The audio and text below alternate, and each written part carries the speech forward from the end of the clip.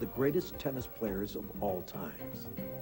With commentaries by tennis superstars Andre Agassi and Venus Williams, and tennis fan Robert Redford. Today's presentation is definitely unique and compelling. Voces and Latino Public Broadcasting, in an effort to bring you television worth watching, proudly present Pancho Gonzalez, Warrior of the Court. Major funding for Voces was provided by the Corporation for Public Broadcasting.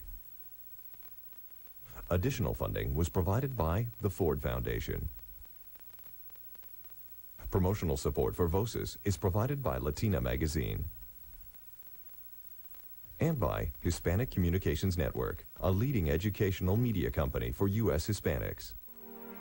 Arguably the greatest tennis player of all time, Richard Alonso Gonzalez, known to the world as Pancho, was one of the first Latino superstar athletes in the world. He was the world's best player for 10 straight years, and the only player to be inducted into the Tennis Hall of Fame while still an active player.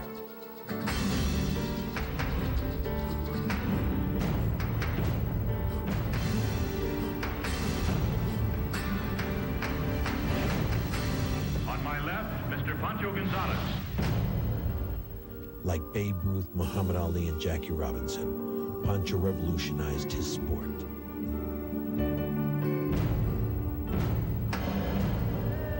It was hard to break his serve.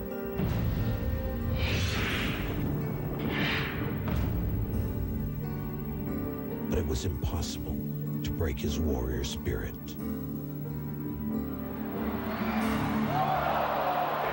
Tremendous scene here on the center court after a match that will certainly go down into history as one of the greatest matches of all time, and surely that must be one of the greatest sporting performances ever. I would watch Gonzalez play, he'd mesmerize you. It'd be like looking into the flame of a fire. You know, you couldn't take your eyes off of it because you never knew what he would do next. He was not a pushover. He had a great personality. He could be fun. You didn't want to mess with him. Gonzalez's game is more complete than the present game. I wouldn't look forward to playing him.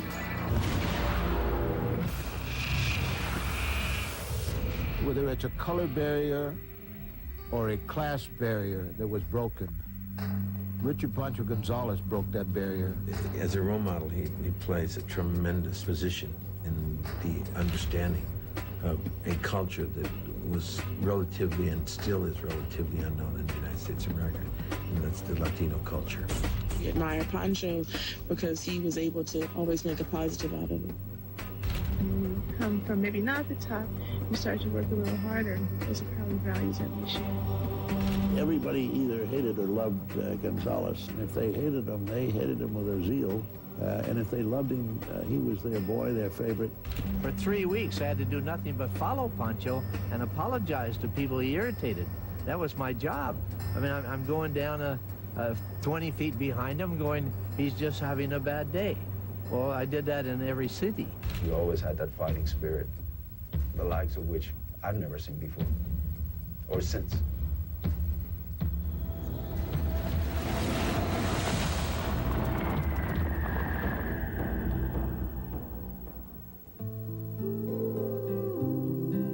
The first of 7 children of Manuel and Carmen, immigrants from Mexico, Richard Alonso Gonzalez, born May 9, 1928, symbolized the new generation of the American family. He grew up in the shadows of downtown Los Angeles at a time when a Mexican-American kid was expected to follow in his parents' blue-collar footsteps. Get a job. His father was a studio set painter and his mother a seamstress. Richard's athletic talent and his love for games and competition led him in a different direction. He always had to win, playing marbles, riding a bike, whatever it was. He always had to be the first. Richard was an avid marble shooter. He won the city championships when he was 10 years old. And my mother's background was that she came from a very wealthy family in Mexico. You know, that was, the wealth was just dissolved in the revolution, 1918 in Mexico and stuff. She remembered as a child watching people play tennis in Mexico and stuff. She always knew of it as a gentleman's game. My mother saw in him that he was athletically inclined and stuff, and she didn't really want him to play football and those kind of sports. So she bought him a racket when he was 12 years old. He was sleeping with his racket when he first got it. I mean, he just loved it. Like he was born to play the game. He came home with 2 brand new rackets that the Wilson distributor had given him, and told him he was going to give him free rackets because he was one of the top-ranked boys in his division. And he came in with those rackets, and my father got mad at him because he was late coming home and everything, and he started whipping him for coming home late, and he picked up one of the rackets and he broke it over his knee. And my mother was trying to intervene, you know, leave him alone and stuff, and my dad was, you know, going to wipe him out. Just, you know, that was it. And my brother screamed at him, go ahead, break them both. I'll be back with 2 new ones tomorrow and stuff like that. And then my mother finally separated them, and he only broke 1 racket. But that was a constant thing. It was a game, but it was serious. It's all he wanted to do. Playing on the public courts in Exposition Park, Richard was a raw talent, learning the basic strokes from his best friend Chuck Pate. His belief in himself was as powerful as his serve, and no one had ever seen a kid serve like that. Fearlessly, he entered competitive tennis, and within 2 years he became top-ranked in his age bracket, 15 and under. His friends called him Pancho, a racial slur which infuriated his mother. And my mother looked out there and said, who are you looking for? And he said, I'm looking for Pancho. She said, there's no Pancho that lives here. Oh, yes, she said, there's no Pancho. My mother was indignant. She thought that was a degrading thing to call her son Pancho. And she got very angry. Richard did not want anybody in the family to call him Pancho. The prevailing racial tensions because of the color of his skin proved no match for Richard's spirit and determination.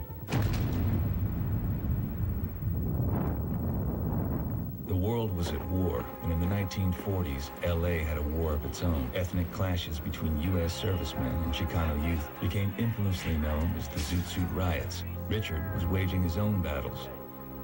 The tennis establishment was uneasy with Richard's rapid ascent. He was consistently beating their ruling tennis club's favorite son, Herbie Flam. While Flam was no match for Richard, the tennis gods, known as the Southern California Tennis Association, gave Richard an ultimatum. Go to school, or you can't compete. Though extremely intelligent, Richard dropped out of school. 5 of them. Herbie went to the Nationals. Richard got banned. And Pancho disliked school, as did I. I had a tennis coach who was my typing coach. And he arranged my solids to start at 8:15, and so about 11:30 I was able to get on a bus and get myself over to the tennis club. Pancho didn't make that kind of an arrangement with the school. I'm sure they might have with his talent. Nobody approached Richard with that type of an agreement. He was told he had to go to school, period. His father, who didn't understand his fascination with the game, now planned to teach Richard to work. He had told Richard, I'm going to make you work with me and you'll be too tired to be out playing that game, you know. So he took us with him to paint this house. He set Richard up on the back to paint the eaves with a ladder and a brush.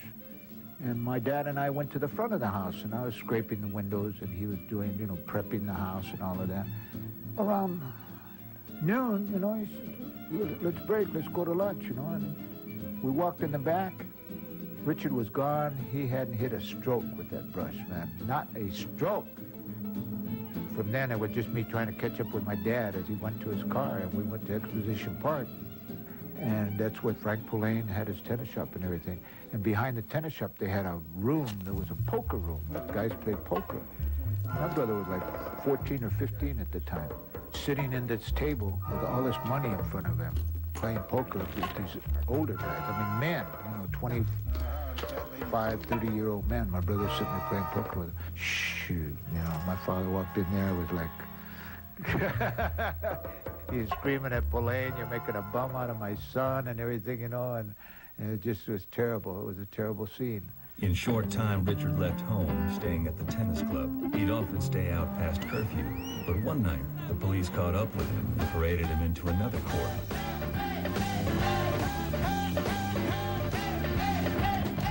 After Richard confided that his late-night escapades included burglary. You know, so they sent him to boys' prison in Sacramento called Preston. So whatever possessed you? And he would say, man, it's a thrill of being in a house when somebody opens the front door. There's nothing like it. Yeah, I bet. And he went into the Navy, and all during that period of time, he refused to play. First time they gave him a pass, man, he didn't go back. He said, I'm out of here. No, the military didn't straighten him out at all. Back in civilian life, Richard was restless. And after only 3 months of practice, he returned to the mecca of tennis, the Los Angeles Tennis Club. Playground of the affluent and influential, including Hollywood's elite. Some thought he was the hired help. That was until he picked up the racket and swung it. At 6'3", he was capable of delivering a ballistic-like serve unmatched anywhere. An unheard of 120 miles per hour with a foot. Richard Gonzalez served notice. He was back. Still believe he's got the best serve in the world. It was just unbelievable action, and he had the new equipment that today's players have. He would certainly have sped up that serve. He was a big cat, and he could just leap at the last second and be there and again control the point. He gave me a hell of a go. I didn't know anything about him. We were playing best of 3 out of 5, pushed me right to the limit, and it took us close to 2 hours to play, and was very, very competitive. He provided me with the toughest match of that particular tournament, and I knew right then, man oh man, I better look forward to improving my game because there's a monster coming after me.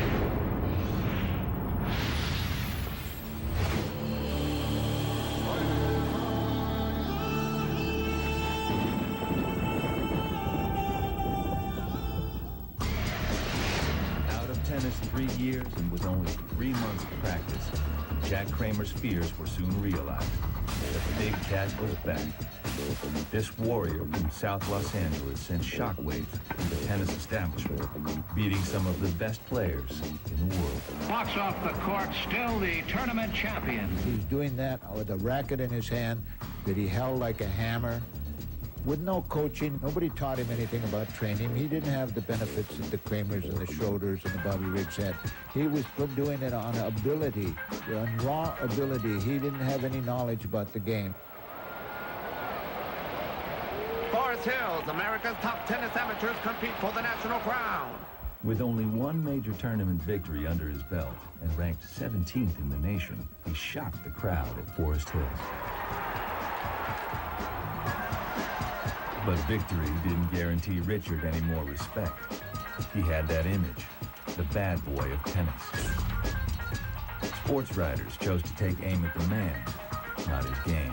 When he first went on the amateur circuit, people talked about him that he drank too much, he smoked too much, he ate too many tacos, and all of this kind of stuff. I mean, that's in the papers. The attacks became more personal. One prominent radio sports commentator resorted to a cheap shot about a scooter accident Richard had as a child. Our guest tonight is the tennis champion of the United States, Mr. Pancho Gonzalez. But All my family was in the front room listening because we were so proud they were going to talk about Richard on the radio. Portrait of a bad boy. This is the story of a boy who was bad. Bad from the day he was born. He went down to the corner pool room. Hey, you know, for a guy who thinks he's an athlete, you sure smoke a lot. Keep your nose out of my business or I'll bust it for you. Yeah, says who? Says me. Like this. And there are stories that Richard came out of that fight with a knife scar on his face. My mother was in tears and just couldn't believe that they would make a remark like that, you know. My father was so angry that he wanted to get on an airplane and go and challenge this man at that point. His brash style and disregard for authority made him a target. A conspiracy was in effect to derail his promising career. One angry reporter accused the czar of tennis, Harry T. Jones, of orchestrating Operation Gonzalez, a plan to sell him to Mexico. The Mexican consulate offered him, I believe, somewhere in the neighborhood of $50,000 a year for the rest of his life to give up his American citizenship and play tennis for Mexico. Richard was adamant that you could not give up your American citizenship for any amount of money. his picture had come out in a cover of Sports Illustrated, and somebody had showed it to me. His sisters, because I met him through his sisters. He's a good dancer.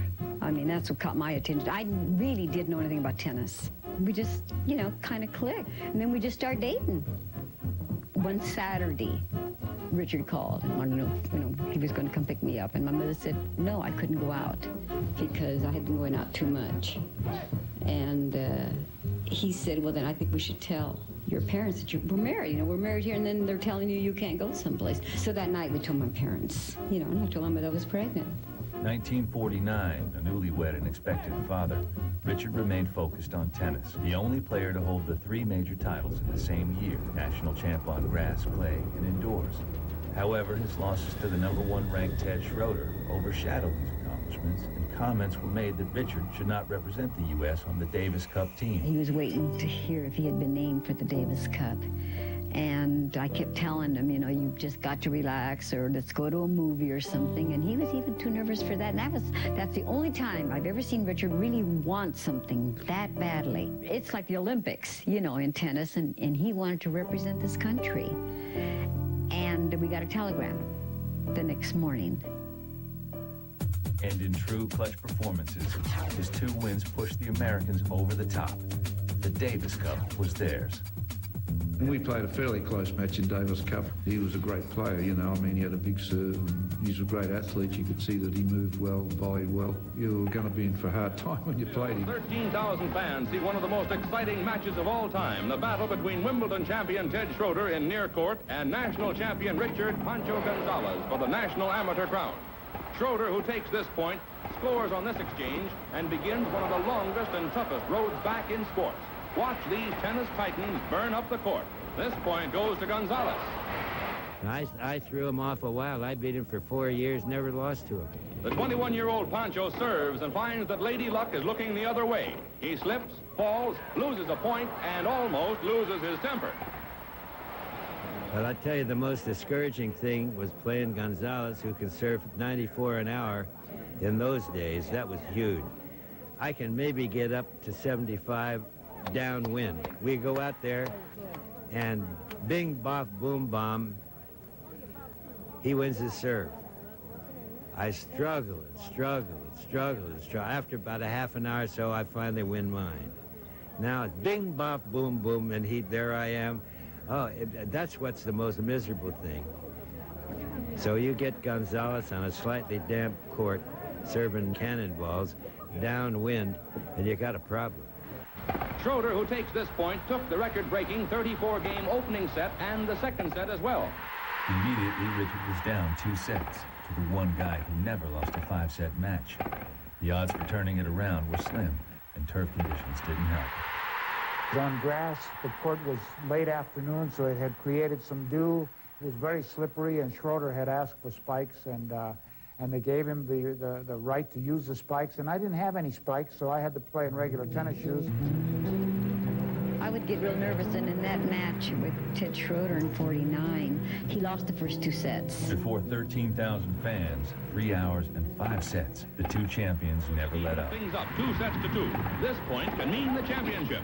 Schroeder's drive is outside, and the 67-game, 2.5-hour match is over. Gonzalez scores one of the greatest comebacks in... To this day, Ted Schroeder winces when asked to recall the match. I'm trying to forget that for the last 54 years, but go ahead, bring it up. Richard's come-from-behind victory upset Jack Kramer's plans for a world professional tour. We were stuck. If we were going to have any action, fortunately, Pancho comes through with a gigantic victory in one of the best matches ever played any place.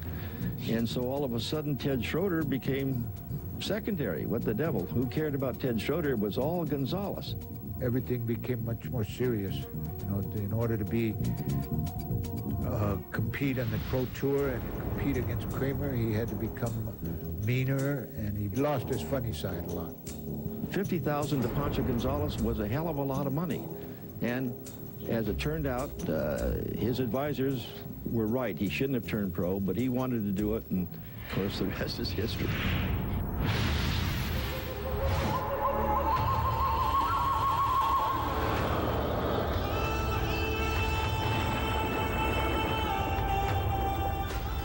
Richard's miraculous come-from-behind victory over Ted Schroeder left no doubt who America's best amateur tennis player was. His next opponent, the world professional champion, Jack Kramer. The monster had arrived. You're always looking for somebody to become good enough and famous enough to challenge you as the champion. He was a young married man and expecting children, and the idea of the guarantee that we were talking about, and I think it was $50,000 against 30% of the receipts, and it sounded just like pennies from heaven to Pancho. The Kramer-Gonzalez Tour was a road show that hit 100 cities worldwide. Richard was making good money, but he soon realized that pro tennis was more brutal. Jack Kramer thrashed Richard, winning 96 out of 123 matches. For Richard, it was no longer just a game. It was a business. In one tournament, I forgot a supporter. And I borrowed, and Jack, before the match, he walked up and said, he'll use mine. See, so I did. And I think I went out and beat him about 6-3. And after the match, Jack went storming into the locker room, screaming, hollering at these young players. They never remember towels, and which we would. Jack failed to realize, and the thing that bugged me was that he was leading the tour, 35 matches to 6. Here I won one match, and he was steaming.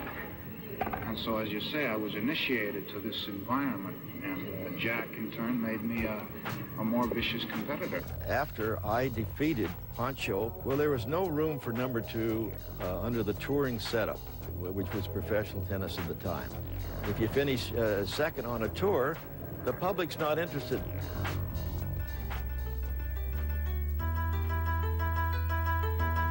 Out of a job, Richard escaped to his garage where he'd spend hours working on engines with his brother Ralph.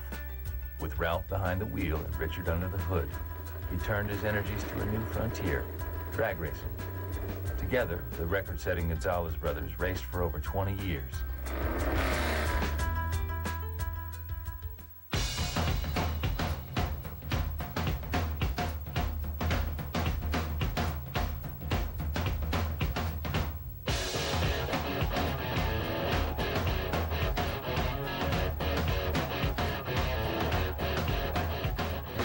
Speed records achieved by the brothers only temporarily filled the emptiness left by tennis. I see a comparison on the tennis court and in specifically drag racing, because the acceleration of the vehicle is a constant intensity that really satisfied this hunger that he had for the speed. He was an attacking type of player. Tennis, I think, brought that same intensity. Richard played on the professional independent tournament circuit and quickly became the #1 ranked player in the world. He was fierce and unrelenting and was consistently beating his nemesis, Jack Kramer. Now he wanted back on the tour. He had something to prove. He took a poll of all the people around the country. Who would you rather see play? Because Pancho wanted to get back in the action. And would you like to see Trabert play Pancho Gonzalez or Jack Kramer? Well, the promoters came back overwhelming because I hadn't been beaten. And they said, we think you'll sell more tickets, Jack, if you play.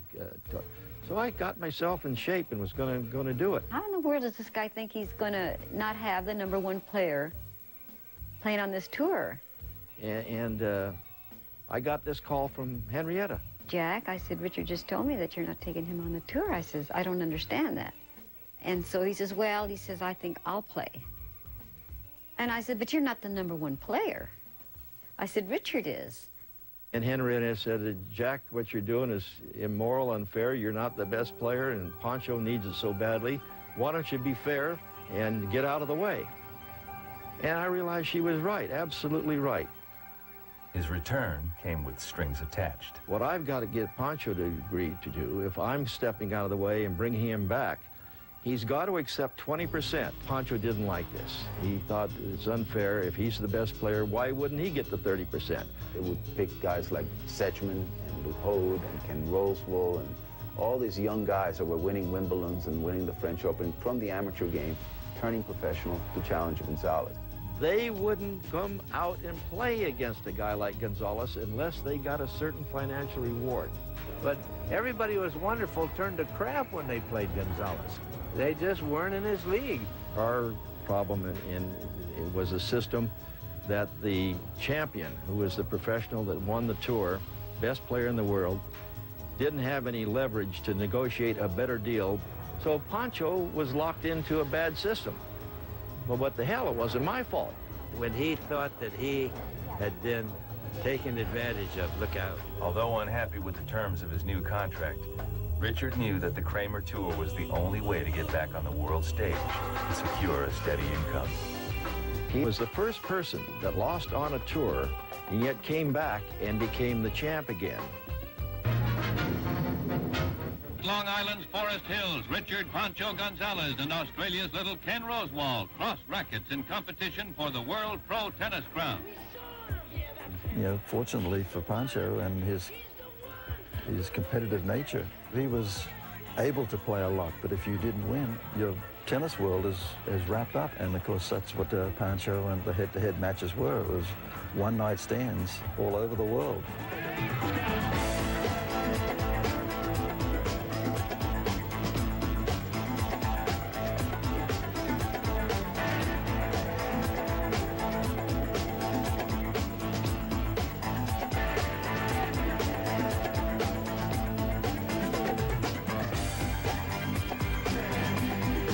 Richard was his best player for 10 years.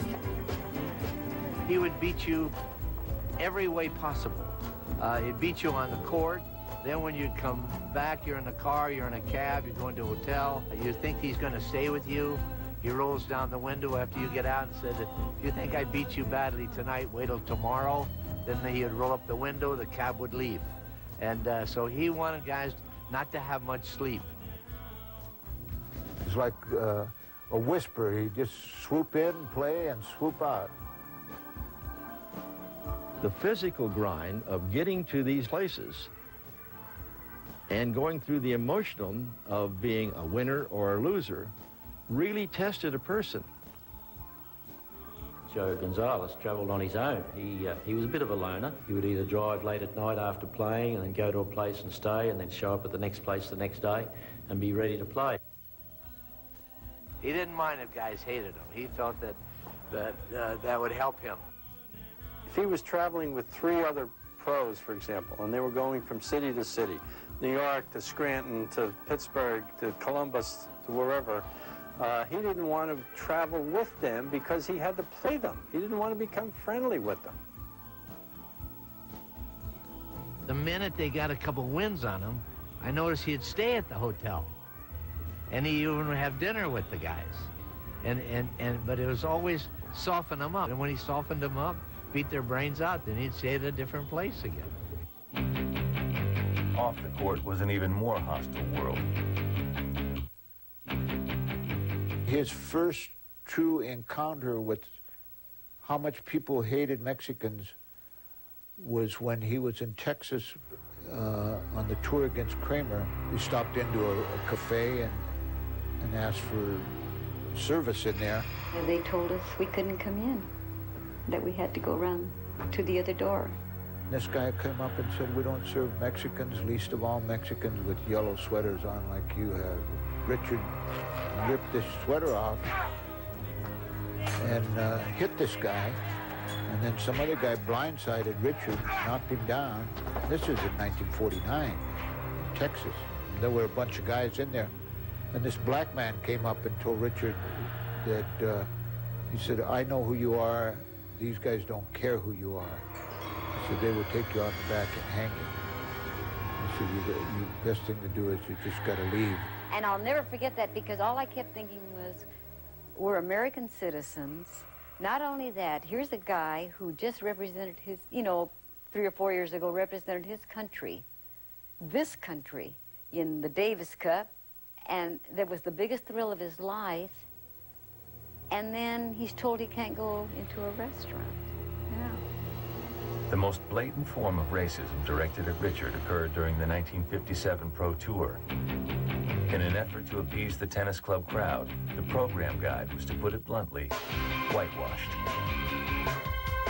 He shrugged it off, but his wife believed it took its toll. But I just think a lot of the pressure started getting to him. I really did. Our personal, relationship was faltering also.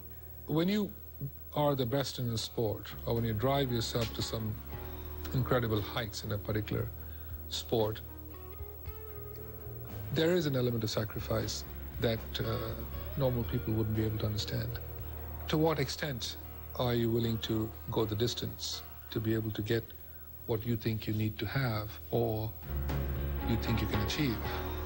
Success on the court for 10 straight years led to failure at home. Divorce. Richard's life took a new direction in both his professional and personal life. At the top of his game, what was left for him to conquer?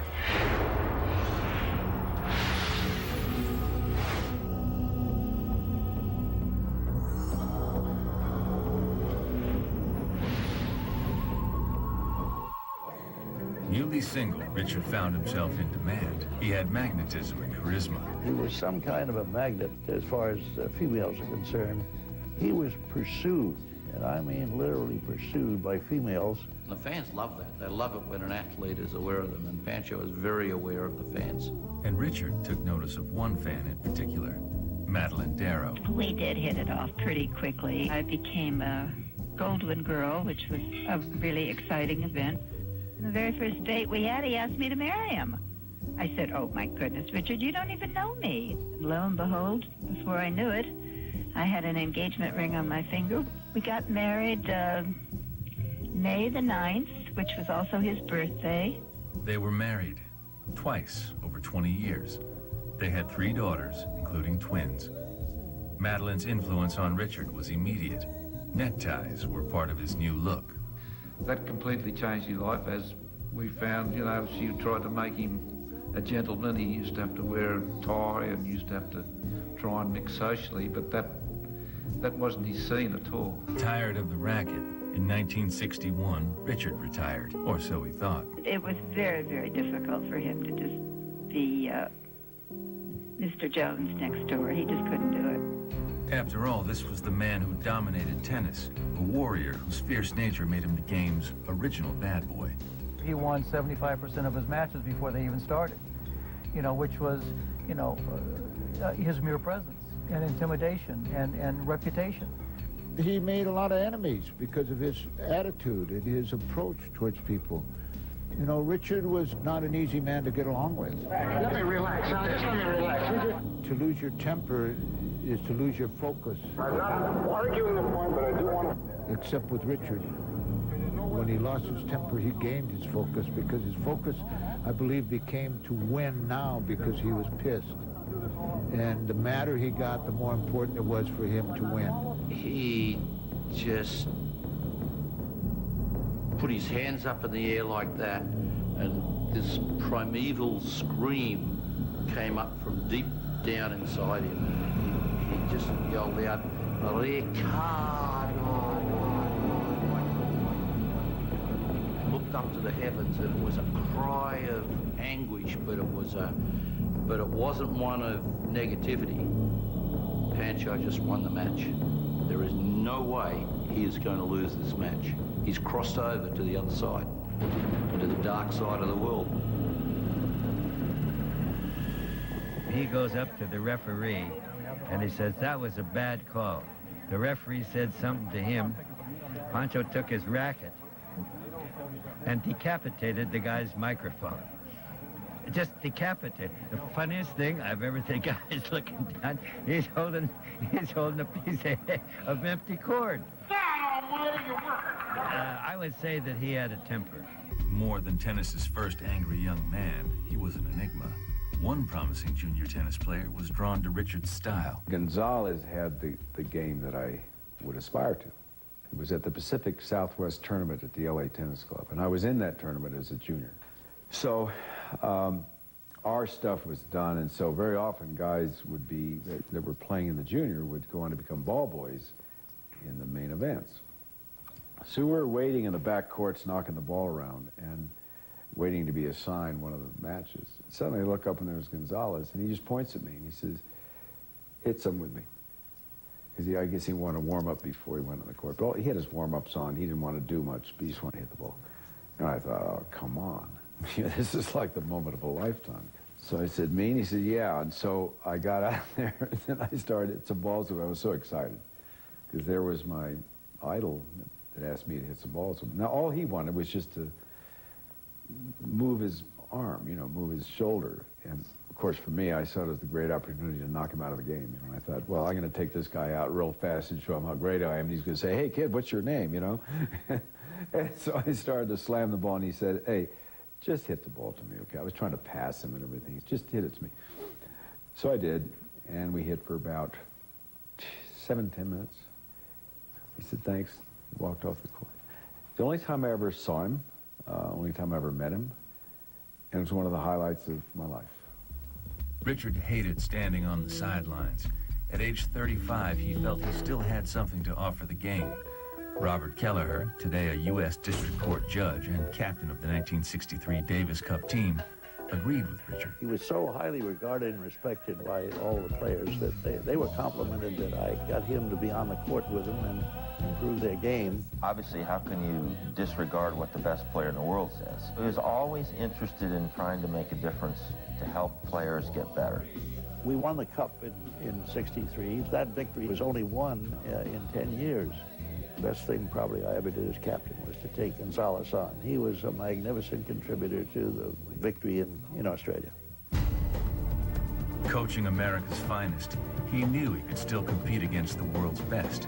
A comeback at 36 was unheard of. The Big Cat was back once again. To think that he could beat all these players, you know, coming out of retirement, but you know, in some ways he never did retire, never got away from it. He played tennis every day. Facing him, Australia's Rod Laver, the only man ever to win a Grand Slam as both an amateur and professional, and the heir apparent to Gonzalez's throne. The first time I had him on television was in 1964 when the U.S. Pro Championships came to Boston. Boston was hit by a nor'easter. This was grass courts. Nobody would play in those conditions today. We had a 5-setter, and it was wet and greasy and slippery court, and of course I had spikes which I used as amateur, and I had them in my suitcase thinking, well, I'm going to put these on if it's this slippery.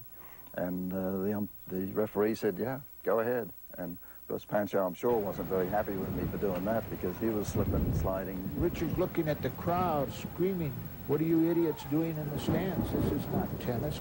Pancho was furious because he was playing for the title he thought he owned. But it was incredible, the shot making they made in that storm. He walked like a lion, just ranting and raving. And it was an incredible match. Laver won in 4 sets. Pancho was furious. It was a long walk back to the locker room. And as he walked in there, his rackets went in one direction, his other stuff went in another direction, and he was just screaming and hollering. He was so mad. And the first person through the door, before I could stop him, was a reporter. And I was trying to close the door, and this reporter blurted out, Pancho, do you think the weather bothered you? And with that, my brother came over a couple benches, and I just closed the door in time to save the guy's life, I swear to you. 1969, Richard entered unknown territory, open tennis. Finally, pros and amateurs compete together. At age 41, could this warrior compete at the oldest and biggest tournament in the world? Or was it too late?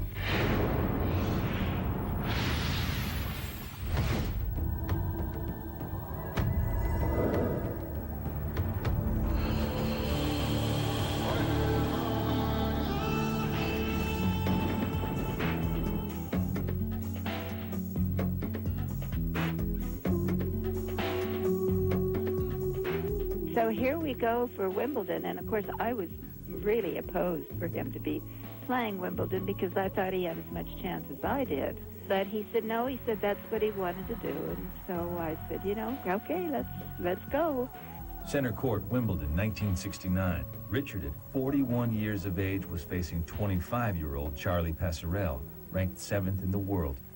We both had, I guess, Latin backgrounds, fiery tempers. Gonzalez was well past his prime, and he walked the court like he was a favorite. The old man versus the kid from Puerto Rico.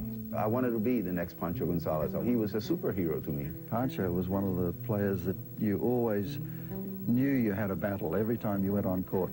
I had goosebumps running up and down my leg just to see him from a distance, from standing room, to see him walk on center court. I had to put what I felt about Pancho fact that I idolized him. You know, I respected him. He was my coach. He was my mentor. Now he's my enemy, and I gotta go beat him. I have to be as mean, as tough as he has always been. I have to fight him back, and I was not gonna let him beat me. Love 40. Game to Tesoro. Game to Gonzalez. He saw two boxers going at it, just finally looking for a weakness. Game to Paterell. Let's take a look, see how Mrs. Gonzalez, that's the lovely Madeline, is handling the strain. Gonzalez really worried about the light here, asking Mr. Duncombe, the referee, how long do we have to play here in this light? But this is a question for the referee, I think. Someone get the referee out there, if you don't mind. The umpire getting through to the referee's office to ask for a decision. Certainly the light has faded very badly, but I've seen much tennis played on the center court in light worse than this. Gonzalez is complaining about the fading light. I can't hear you at all, umpire. Tesoro leads by 1 game to love in the second. The match goes on. How can you play if you can't see the ball? Gonzalez really very unhappy indeed Well, about then why this. can't we wait? Why should we play when I can't see the ball? Well, I just seen deep ball. There's no sense in me playing if I can't see the ball. And I have a little background on this. Pancho. And he told me once, he said, it's not the legs that go first. He said, when the athlete, it's the eyes. Oh, I think that he might pick up his rackets. Nope, he's going to go on with it. Well, remarkable scenes. I've never seen anything like this at Wimbledon before. Well, I've never seen this happen at Wimbledon before. Quite unprecedented, this. So embarrassing when he would get into his bad behavior mode, and I would just be sitting there, just dying. Well,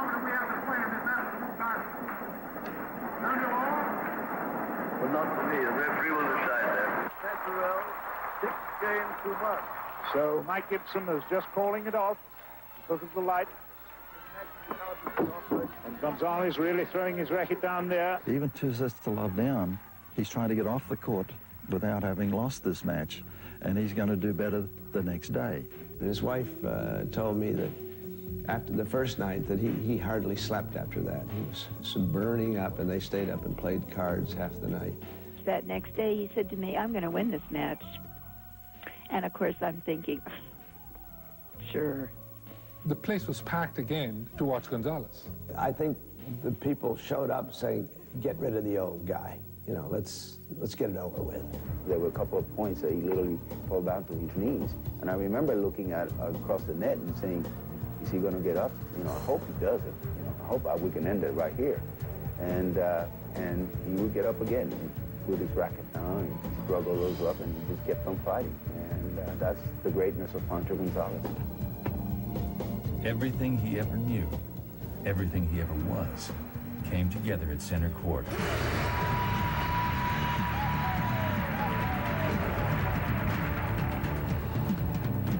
As it began to change and they could see the mastery, sympathy turning to admiration. Oh, that's unbelievable. And exaltation.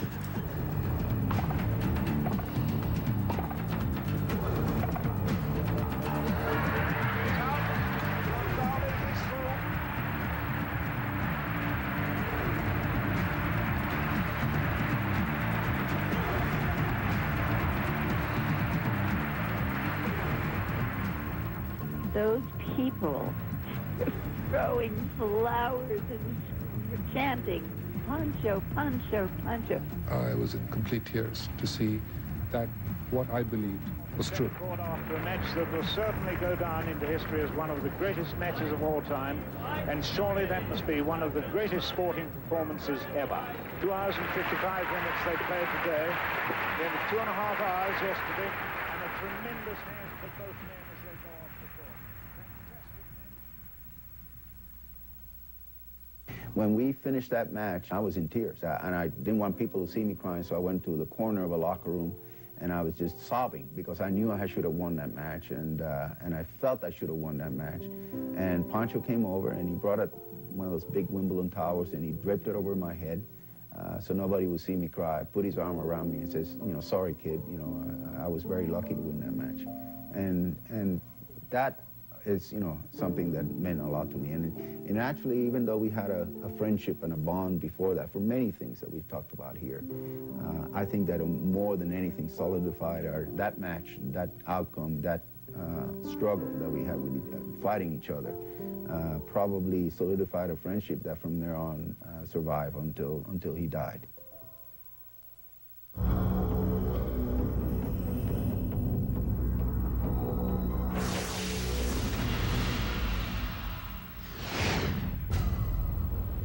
Incredibly, following Wimbledon and not stopping to catch a second wind, Richard's march to immortality included the Howard Hughes Invitational, a major tournament. After victories over Ken Rosewall, John Newcombe, and Stan Smith, Richard faced one of America's best, Arthur Ashe, in the finals. Any doubts? Inducted into the Tennis Hall of Fame in 1968, someone forgot to tell Richard he was supposed to be retired. He is the first tennis player in the history of the game to be inducted while still an active player. A grandfather at 43, yet still possessing the competitive spirit of a 21-year-old rookie, Richard attacked full speed the 17-year-old phenom, Jimmy Connors. To play Pancho in the finals, oh my God, it's like a dream come true for me. Now, even at that age, you know that he's got this young guy. I mean, he's an up-and-comer. He's got all the fire and everything like that. But, you know, in a way, you still can hear him kind of, laughing a little bit because of what he brought to it. Where does my dream go from there? Do I beat Pancho? You know, I'm a winner either way. You know, I'm gaining experience. I'm playing against one of the greats of all time, and I've got a chance to beat him. You know, didn't work out that way. The oldest player in the history of tennis to win a professional tournament, Richard finally retires from competitive tennis at age 45. In 1994, the Warrior faced his toughest opponent yet, cancer. And he finally got down to the last stages of his illness, and he called, I think it was sometime in December, early December, and wanted to know what I was going to do on New Year's Eve. And I could tell immediately, and I said, well, I hope I'm going to celebrate it with you, Richard. He said, can we do that? And I called Pancho Segura, and I called Alex Olmedo, and said, I want you here in my house for New Year's. Yeah, we were good friends. We had a lot of action together. We did a lot of things together. We were buddies. Those three guys sitting there together, they're the biggest storytellers about their game and what they do. His will and indomitable spirit never left Richard, still driving him, even in his final days. On July 3rd, 1995, while laying in a hospital bed watching Andre Agassi play at Wimbledon, Richard instinctively picked up the flaw in Andre's game, turned to his sister, and offered his advice. He says, tell Agassi that he's televising or something his shots right there. You see that right there? He's telling the other guy what he's about to do. He says, tell him not to do that. Coaching and encouraging even up to the end, Richard finally accepted his Lord, gave thanks for his great life, and passed peacefully. I felt the funeral was not befitting to the man I knew. You know, I think he should have been, he should have got more. I was at his funeral, and Rod Laver was at his funeral, and Dennis Rawson was at his funeral. But, you know, the world of tennis didn't even notice. They didn't notice then, but his legacy endures. But what you can grab out of the history and the way these guys play and their attitude towards the game and building the game and what it took to make the game better from generation to generation, and then to have it topped off with a Pancho Gonzalez, I mean, how do you thank somebody for that? I just happen to think he had an incredible game, and it was very deceptive, it was graceful, and it was powerful, but you couldn't see much of it coming, and he just had such natural instincts and ability, but overall, there was grace, and it just got me. This incredibly generous man who was able to give freely of his time, effort, and energy to two people from another land so that they could be the best that they could be. Being around a champion is you sort of watch his ways, you watch the way he thinks. He's a tremendous perfectionist who enjoyed sort of life on his terms. And he's so knowledgeable about tennis. And I recall when I was playing my first U.S. Open, and I lost the first set. It was tough for me, and I was young. I didn't know what to do. But I managed to come back and win that match. And he really said some really enlightening things for me after that match. It proclaimed how good I would be, and that's always nice to hear. So I think it's great that, Pancho, opened up a lot of doors for the inner city kids. He's a great legend, and I think the legend will always live on. I've never, ever regretted having been married to him, no. No, and I think, in my opinion, I don't think he was just a great tennis player. I think he was a great athlete. I really do. And I think he did a lot for our race. Pancho Gonzalez, they broke the mold. There'll never be another one like that. The fiercest competitor, the kindest guy. You need 100, 500. Don't even need to give him an IOU. A complete dichotomy. It's one thing to master it, but it's another thing to be the genius in it. And he was a genius of the game. There's no doubt about it. He could play it better than anyone's ever played it. Richard dominated the game as the best player in the world from 1952 to 1961, and he was ranked in the top 10 from 1948 to 1969. An amazing 21 years. Big serve, great volley, good granite strokes, great mobility, height, and most of all, he had the desire to win. He might have won 10, 20 Wimbledon because he was beating every Wimbledon champion every year. I would have think that he'd have probably had more Grand Slam events than Pete Sampras, who apparently has the record at maybe it's 13 or 14. It was Gonzalez who really epitomized what tennis should be. This man is supernatural. He's Superman. No, he was like a panther out there. I don't think you thought of him as being tall, but he was lithe. He would uncoil, he'd spring at you. One person to play for my life, it would be Pancho Gonzalez. And I kind of relish my life, so I want to put it in the hands of the one person who was going to go out, win or lose, was going to give you your money's worth, and fight the battle the way it should be.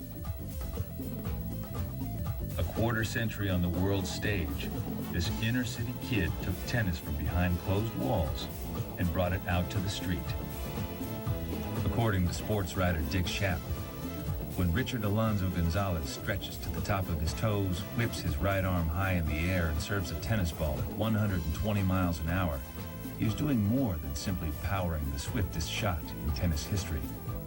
He's swinging at every Southern Californian who ever called a kid Pancho, flailing at every tennis official who ever barred a youngster from a tournament, and whacking at every father who ever ordered his daughter to stop dating the kid from the wrong side of the tracks. They wanted him to play their game, but in the end, he made them play his game.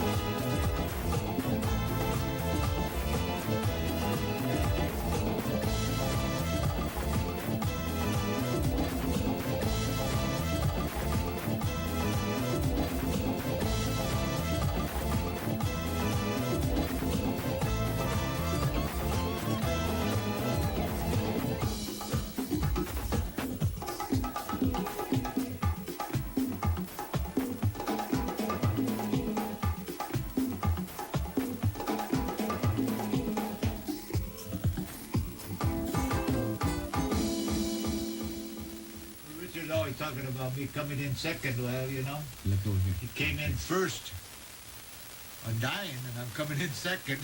What can I tell you? There is some good about being second. That's cold. But